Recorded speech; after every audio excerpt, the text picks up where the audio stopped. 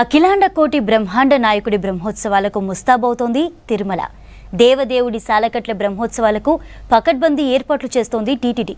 ఇందులో భాగంగా జరిగిన పాలక మండలి మీటింగ్లో కీలక నిర్ణయాలను తీసుకున్నారు. బ్రహ్మోత్సవాలకు వచ్చే భక్తులకు ఎలాంటి ఇబ్బంది లేకుండా చర్యలు తీసుకుంటున్నామన్నారు బోర్డు చైర్మన్. ఇక వేడుకలకు రావాలని సీఎం చంద్రబాబును కలిసి ఆహ్వానించారు టీటీడీ ఈవో చైర్మన్.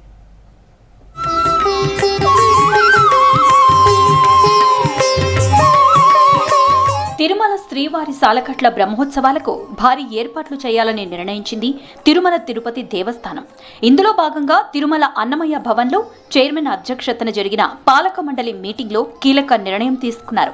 భక్తులకు ఎక్కడా ఇబ్బందులు కలగకుండా విస్తృత ఏర్పాట్లు చేస్తున్నామని తెలిపారు. ఈ నెల 23 సాయంత్రం 7 గంటలకు అంకురార్పణతో శ్రీవారి బ్రహ్మోత్సవాలు ప్రారంభం కానున్నాయి. సెప్టెంబర్ 24 సాయంత్రం 5:43 నుంచి 6:15 మధ్య మీన లగ్నంలో ధ్వజారోహణం ఉంటుందని చెప్పారు అధికారులు.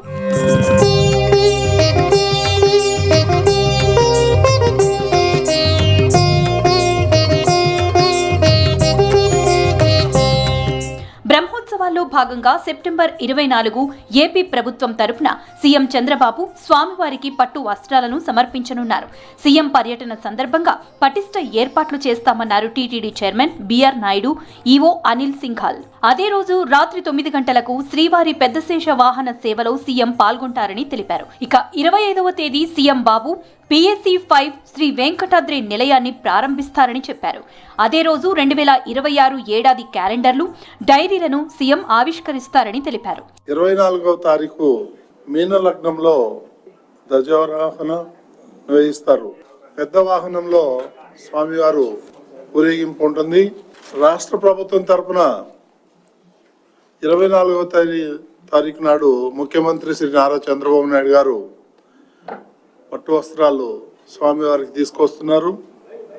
అదేవిధంగా 2026 సంబంధించినటువంటి డైరీలు అయితే ఏముంది, క్యాలెండర్లు అయితే ఏముంది, ఇవన్నీ కూడా ముఖ్యమంత్రి చేతుల మీద ప్రారంభోత్సవం చేయటం జరుగుతుంది. అదేవిధంగా మరుసటి రోజు 25వ తారీఖు ముఖ్యమంత్రి చేతుల మీదుగా PAC5 వెంకటాద్రి నిలయం ఏదైతే కొత్తగా భవనం నిర్మించామో దాన్ని కూడా చంద్రబాబు నాయుడు గారు దాన్ని ప్రారంభిస్తారు. ఈ ఏడాది బ్రహ్మోత్సవాలకు ఇస్రో సహకారంతో శాటిలైట్ ఆధారంగా భక్తుల సంఖ్యను గణన చేసేందుకు చర్యలు చేపట్టామన్నారు అధికారులు. బ్రహ్మోత్సవాల సందర్భంగా భక్తులను విశేషంగా ఆకట్టుకునేలా పుష్పాలంకరణలు, వివిధ దేవతామూర్తుల ఆర్చిలు, LED తోరణాలు, అన్ని ప్రధాన కూడళ్లలో పెద్ద LED స్క్రీన్లు ఏర్పాటు చేస్తున్నామన్నారు. ఈ నెల 23 నుంచి అక్టోబర్ 2 వరకు దివ్యాంగులు, వయోవృద్ధులు, NRI, చిన్నపిల్లల తల్లిదండ్రులకు ప్రత్యేక దర్శనాలు రద్దు చేశామన్నారు. అటు బ్రేక్ దర్శనాలు కేవలం ప్రోటోకాల్ ప్రముఖులకు మాత్రమే ఉంటాయన్నారు. గరుడ సేవ రోజున సుమారు 3-4 లక్షల మంది వస్తారనేది ఒక అంచనా వేస్తున్నాం. దానికి తగ్గట్టుగా మనం కావలసినటువంటి భద్రతా ఏర్పాట్లు ఏదైతే ఉన్నాయో అవన్నీ కూడా చేయటం జరుగుతుంది. ఈ పోలీస్ డిపార్ట్మెంట్ 4,500 మంది పోలీసు, ఒక 300-400 మంది ఈ వాలంటీర్సు, ఈ విధంగా ప్రతి ఒక్క స్టెప్లోనూ కూడా ఆచితూచి నిర్ణయాలు తీసుకొని ఎలాంటి ఇబ్బందులు జరగకుండా భక్తులకి కమాండ్ కంట్రోల్ రూమ్ పెట్టడం జరిగింది. ఎప్పటికప్పుడు ప్రతి నిమిషం అది మానిటరింగ్ కూడా చేయడం జరుగుతుంది. ఎక్కడ ఏ ఇన్సిడెంట్ జరగకుండా కట్టుదిట్టమైనటువంటి ఏర్పాట్లు మన అధికారులు అందరూ కూడా చేస్తున్నారు. ప్రతిరోజు 8 లక్షల లడ్డూలను అందుబాటులో ఉంచుతామంది టీటీడీ. 28న గరుడ సేవ సందర్భంగా 27వ తేదీ రాత్రి 9 గంటల నుంచి 29వ తేదీ సాయంత్రం 6 గంటల వరకు తిరుమలకు 2 వీలర్లు అనుమతించనున్నారు అధికారులు. అలిపిరి, శ్రీవారి మెట్టు నడకదారులు 28వ తేదీ మొత్తం తెరిచే ఉంటాయన్నారు. కొండపై రద్దీ ప్రాంతాల్లో అదనపు సీసీ కెమెరాలు ఏర్పాటు చేస్తున్నామన్నారు.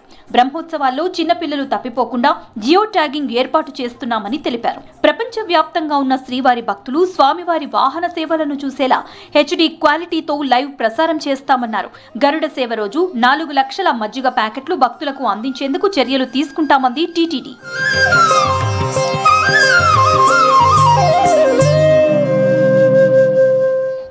రాష్ట్రం బెళగావిలోని కోలికొప్ప గ్రామంలో టీటీడీ శ్రీవాణి ట్రస్ట్ నిధులతో 7 ఎకరాలలో శ్రీ వెంకటేశ్వర స్వామివారి ఆలయాన్ని నిర్మించేందుకు టీటీడీ ఆమోదించింది. గుంటూరు జిల్లా తుళ్లూరు మండలం అనంతవరం గ్రామంలో శ్రీవారి ఆలయంలో 7.20 కోట్ల రూపాయలతో రాజగోపురం, ముఖ మండపం, శ్రీ సుబ్రహ్మణ్య స్వామివారికి ఆభరణాలు, ఆలయంలో తాగునీటి సౌకర్యం, ఆర్చి, టాయిలెట్స్ వంటి అభివృద్ధి కార్యక్రమాలు దశల వారీగా చేపట్టేందుకు నిర్ణయం తీసుకుంది పాలక మండలి. అదేవిధంగా ఏపీ సర్కార్ ఆదేశాలతో మొదటి దశలో రాష్ట్రంలోని దళిత వాడల్లో 1000 ఆలయాలను నిర్మించాలని డిసైడ్ అయింది టీటీడీ.